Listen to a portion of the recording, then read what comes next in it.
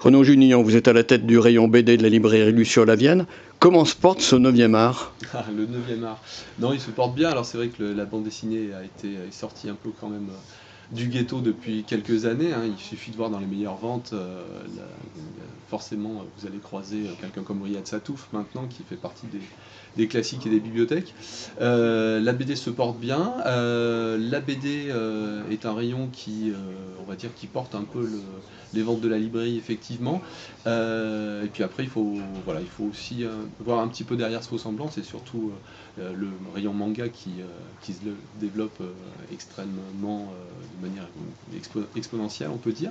Et puis il y a quand même toujours ce rôle du libraire de défricheur, de mettre en main des nouveaux auteurs, etc. Même si les ventes sont souvent trustées par les mêmes auteurs. Voilà.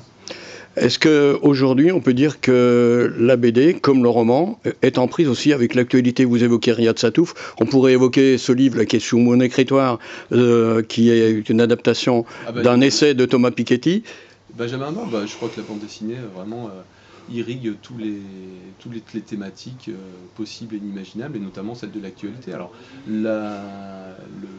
comment dire, l'aspect vulgarisation que permet le dessin animé, c'est quelque chose effectivement qui se développe de plus en plus, et qui, lorsque c'est mis en image avec le talent de Benjamin Adam, c'est un véritable plaisir de lecture malgré tout, même si ça peut paraître austère de se lancer dans l'économie vue par Piketty, mais c'est passionnant et ça va toucher un public beaucoup plus large, hein.